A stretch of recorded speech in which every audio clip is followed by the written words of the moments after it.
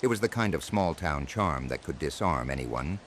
Quaint streets, lined with mom-and-pop shops, neighbors waving from their porches, and a tight-knit community that knew everyone's name. Larkspur was the picture of serenity, nestled in a valley far from the chaos of big cities.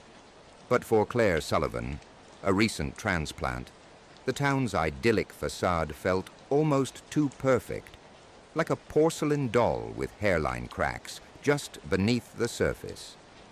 Claire had moved to Larkspur after a bitter divorce, trading the urban grind for a slower pace of life.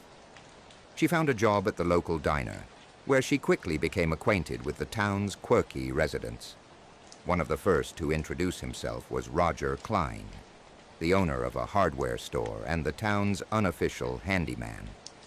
Roger was polite to the point of being unsettling, always wearing the same unnervingly wide smile.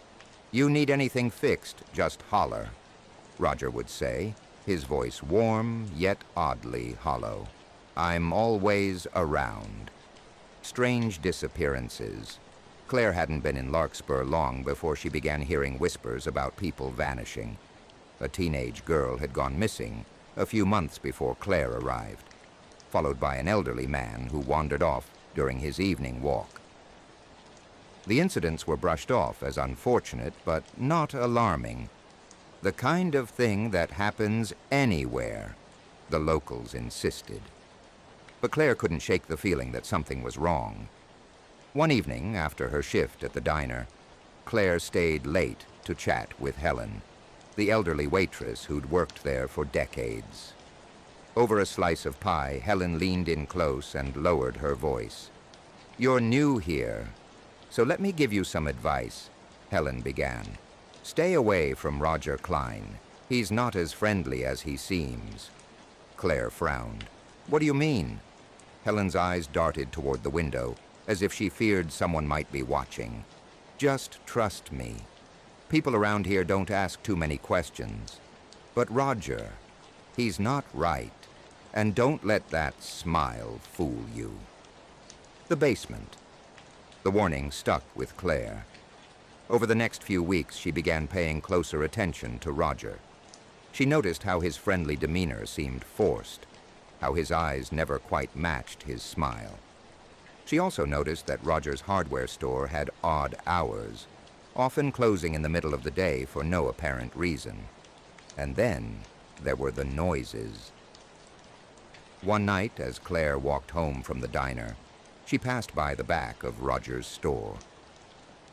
The building was dark, but faint noises drifted out from the basement, a rhythmic thumping like heavy boots on concrete.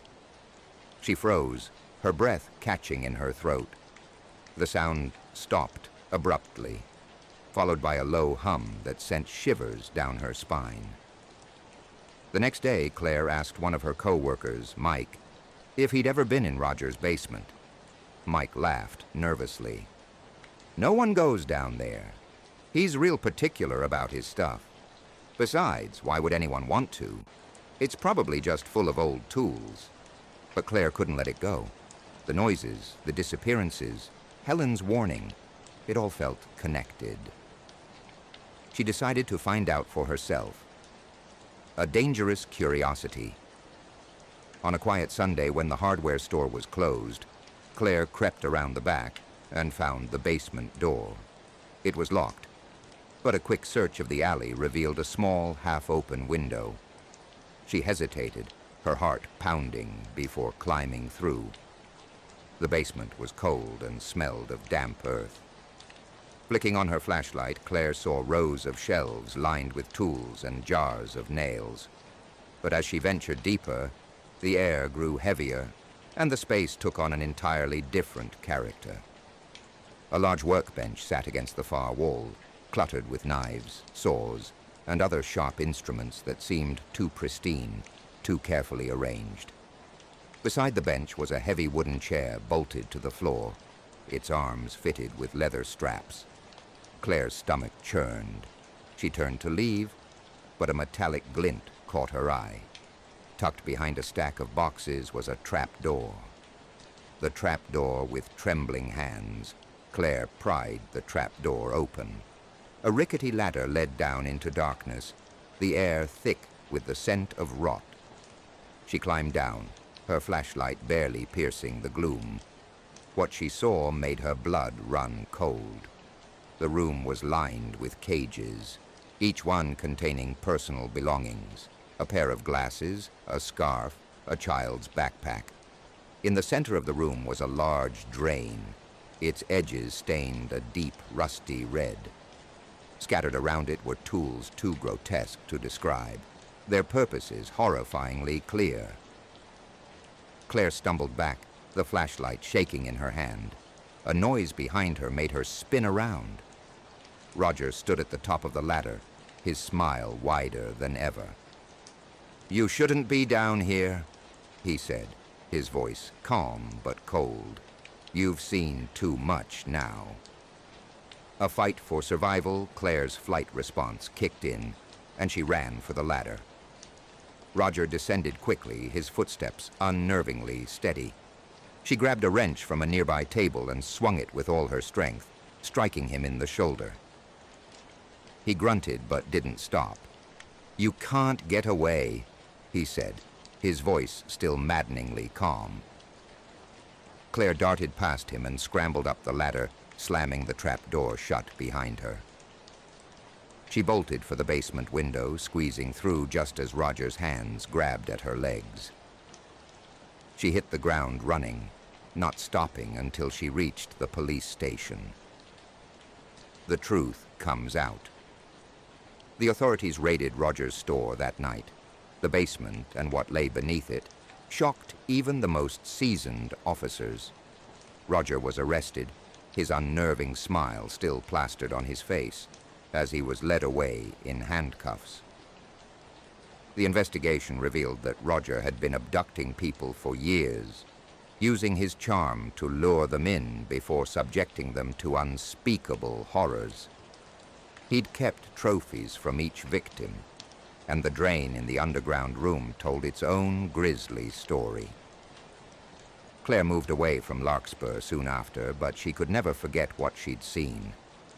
Roger's trial became national news, and he was dubbed the Smiling Killer by the media. But for Claire, the most haunting part wasn't the gruesome details of his crimes. It was the thought of how easily his friendly facade had fooled everyone. Sometimes the scariest monsters aren't the ones hiding in the dark. They're the ones who greet you with a smile.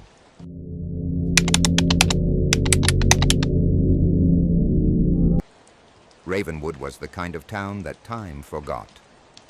Nestled deep in the Appalachian Mountains, it was a place of crumbling roads, leaning houses, and a community that preferred to keep its secrets buried. For Ellie Grant, a freelance journalist chasing true crime stories, Ravenwood's reputation as a town haunted by unsolved disappearances was too tantalizing to ignore. Ellie had stumbled upon Ravenwood while researching cold cases for her blog. The name of the town kept surfacing in police reports tied to missing persons, hikers, drifters, even a couple of local teenagers. But the strangest detail was the lack of investigation. It seemed that anyone who looked too closely at Ravenwood's secrets either left empty-handed or disappeared themselves. Determined to uncover the truth, Ellie packed her camera, laptop, and a healthy dose of skepticism before setting off for Ravenwood, a town suspended in fear. The first thing Ellie noticed upon arriving was the oppressive silence.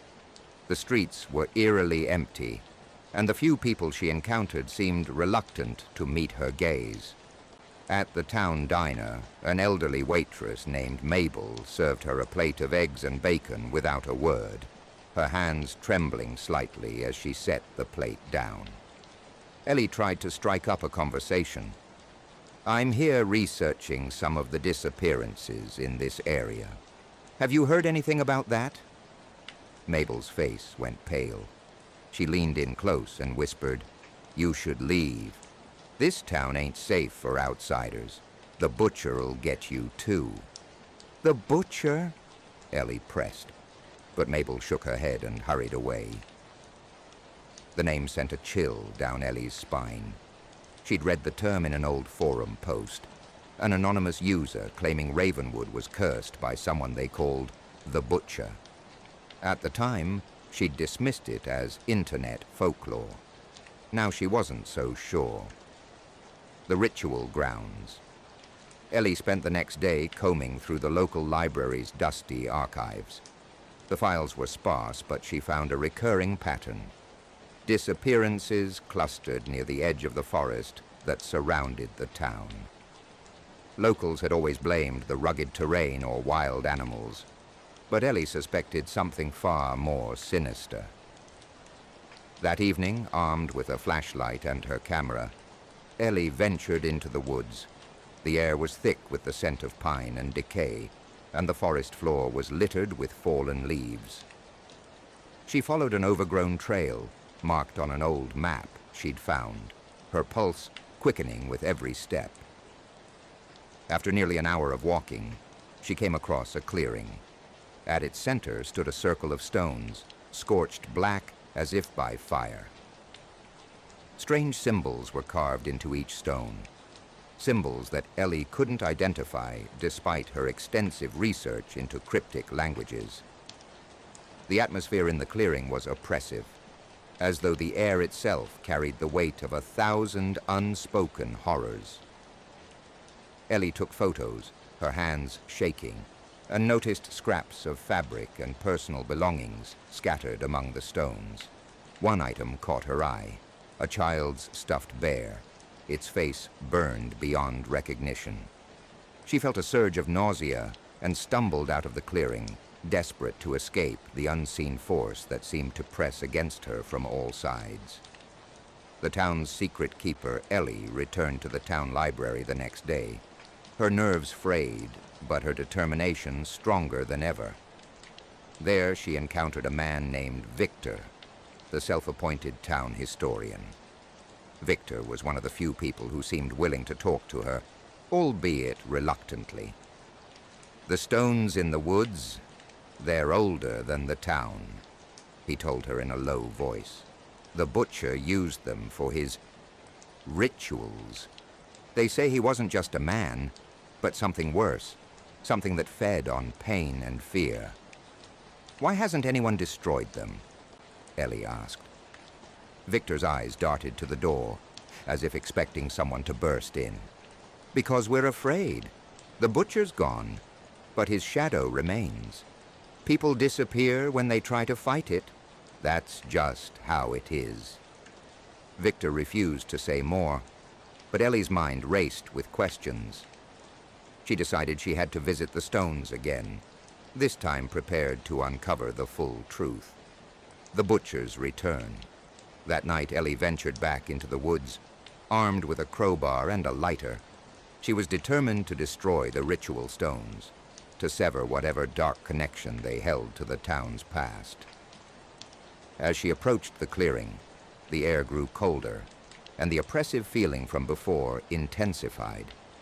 The symbols on the stones seemed to glow faintly in the moonlight, as if mocking her. Ellie swung the crowbar at the nearest stone, but before she could land a blow, a guttural growl echoed through the woods. She turned to see a tall figure emerging from the shadows, its face obscured by a burlap mask, and its body draped in tattered robes. The butcher was no mere man. His movements were too fluid, too unnatural. Ellie's instincts screamed at her to run, but her feet felt rooted to the ground. The figure lunged, and Ellie barely managed to dodge. She dropped the crowbar and ran, the sound of heavy footsteps pounding behind her. As she neared the edge of the clearing, she tripped over a tree root and fell hard. The butcher loomed over her, raising a rusted blade. In a desperate act, Ellie grabbed her lighter and ignited the edge of the nearest stone. Flames engulfed the carvings, and the butcher let out an unearthly scream, collapsing into a heap of ash and shadow. A fractured piece. Ellie staggered back to her car and drove out of Ravenwood without looking back. She published her story, detailing the horrors she'd uncovered, but not everyone believed her. The town, meanwhile, remained eerily silent, as if waiting for the next chapter in its cursed history. Despite her escape, Ellie could never shake the feeling that she was still being watched. Late at night, in the corners of her vision, she sometimes thought she saw a figure, tall, masked, and waiting.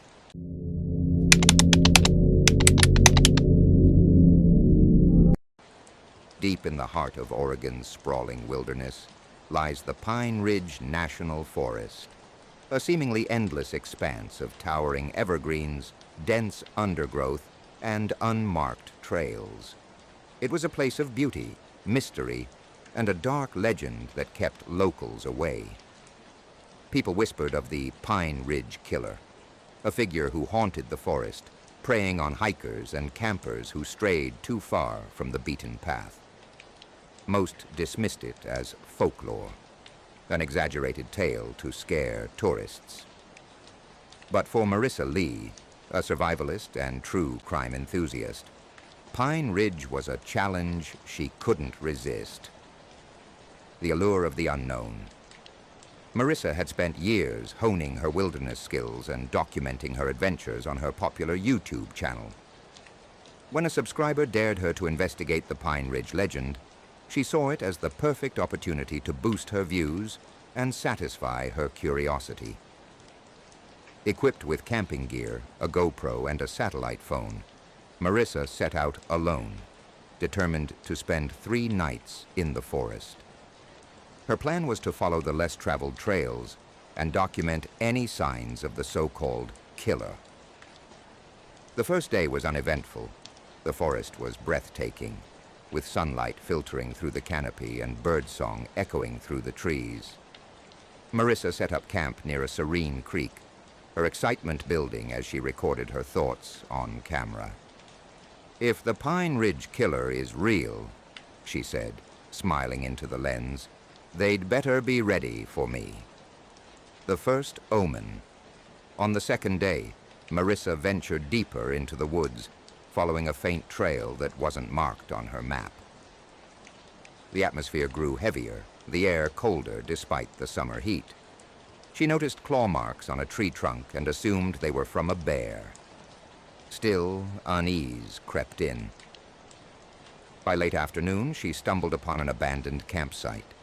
The tent was torn, its fabric flapping in the breeze. Scattered around were personal items, a backpack, a pair of boots, and a journal with pages missing. The remaining entries spoke of strange noises at night and a feeling of being watched. Marissa felt a chill but brushed it off. "Probably just someone who got spooked by the wilderness," she muttered to herself. She recorded the scene, her voice steady despite the gnawing fear in her chest. A dark encounter. That night, Marissa's sleep was disturbed by distant rustling. She unzipped her tent and peered into the darkness, her flashlight cutting through the gloom. The forest was silent except for the occasional hoot of an owl. She told herself it was just an animal and went back to sleep, clutching a hunting knife for comfort. The next morning, she found footprints around her campsite, barefoot and larger than any humans.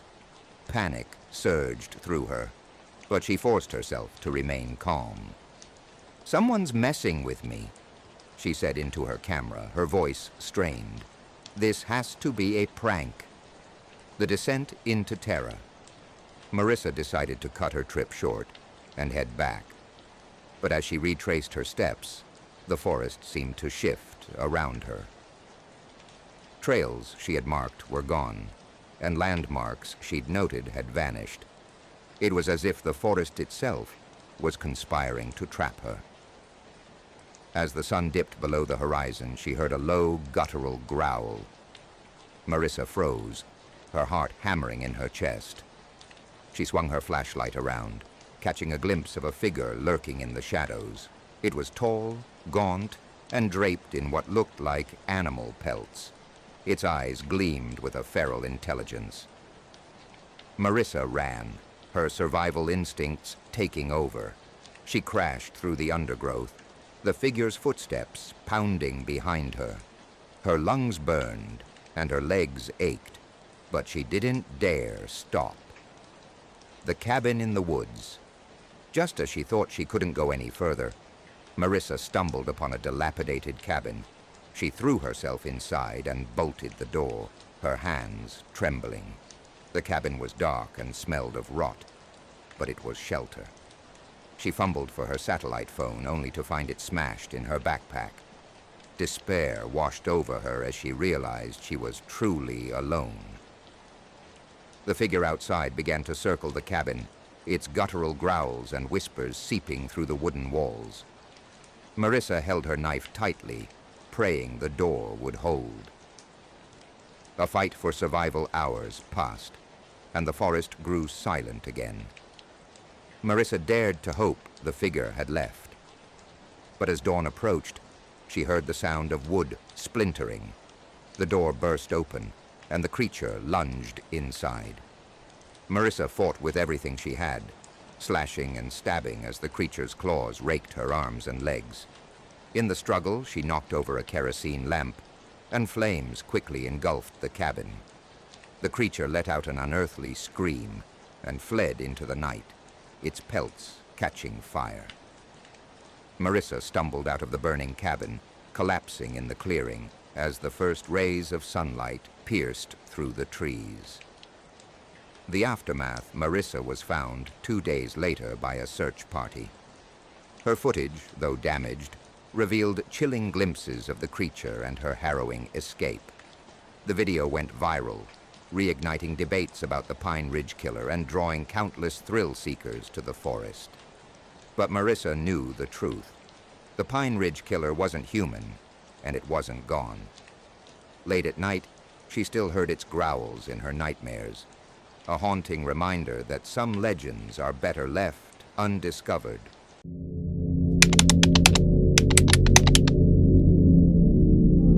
On the outskirts of Cedar Hollow, nestled deep within the woods, was an old decrepit cabin known to locals as the Collector's Cabin.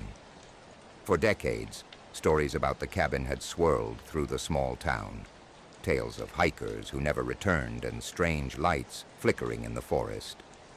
Most dismissed the stories as urban legend, but there were whispers of a figure known only as the Collector. When 17-year-old Emily Harris disappeared during a weekend camping trip, her older brother Liam refused to believe she had simply gotten lost. He was convinced something more sinister had happened. Armed with a flashlight, a hunting knife, and his resolve, Liam ventured into the woods alone to find her.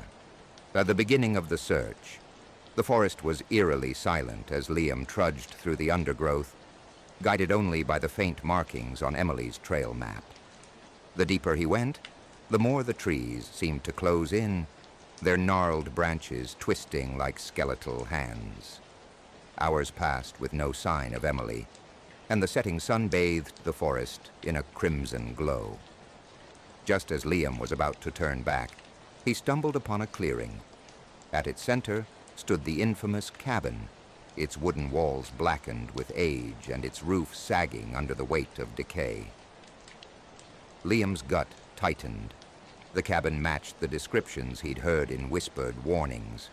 Despite his fear, he stepped closer, calling out, "Emily, are you in there?" The only response was the creak of the wind through the trees.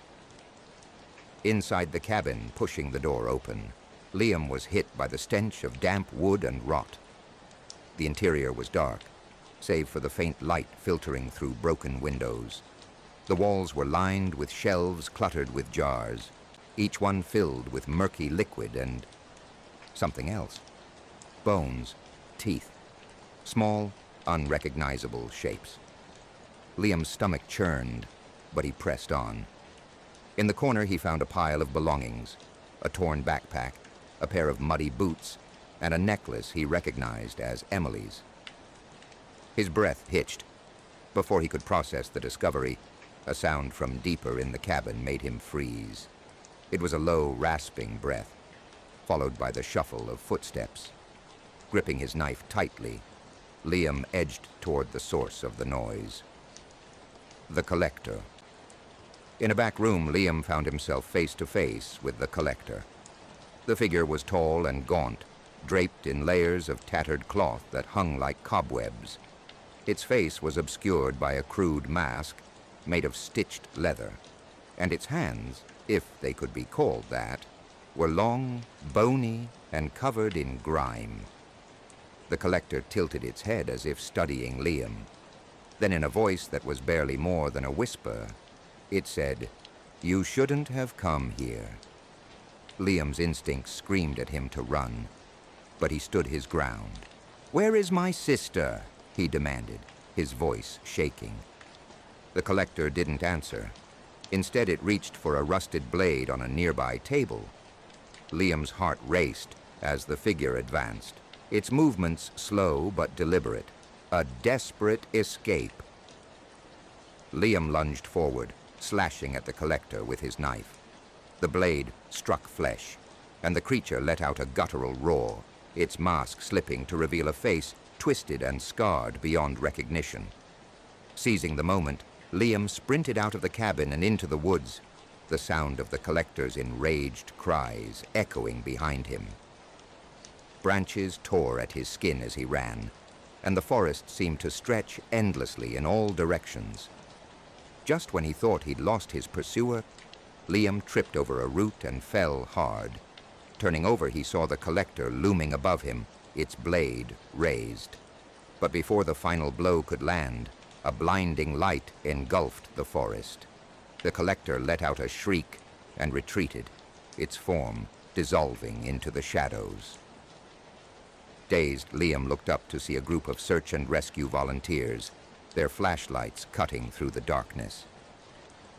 The aftermath: Emily's body was found near the cabin the next day, her belongings scattered among the undergrowth. The police attributed her death to an animal attack, but Liam knew better. He tried to tell them about the collector, but his story was met with skepticism. In the weeks that followed, Liam's nightmares were plagued by the sound of rasping breaths and the sight of shelves lined with jars. He moved away from Cedar Hollow, vowing never to set foot in those woods again. But the collector's legend lived on.